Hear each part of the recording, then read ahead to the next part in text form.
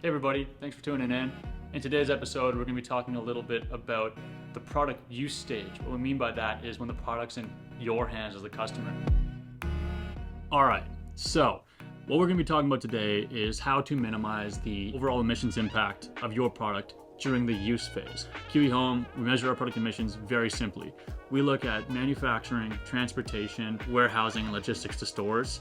What we can't see within that product lifecycle is the use phases. So what we want to do is provide you with some very basic tips and tricks on how to reduce the emissions of your product within the time that you're using it. One of the simple ways to reduce the impact of recycled polyester very specifically, and any polyester very specifically, is to wash on the gentle cycle. Polyester products are known for emitting what's called microplastics.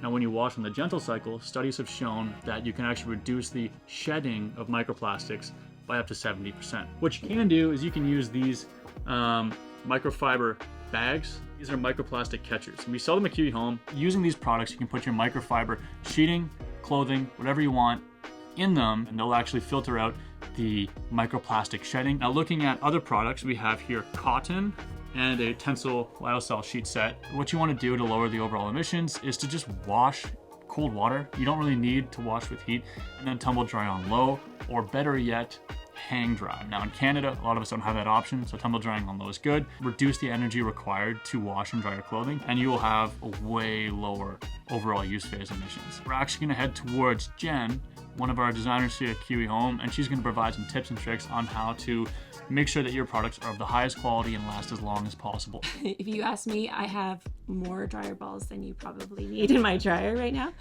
which I find fluffs things up really nicely and speeds up the drying time.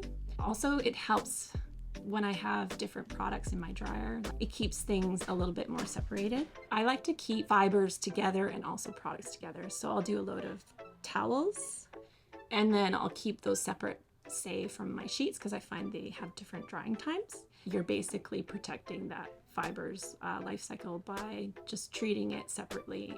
I love white vinegar. I use that a lot.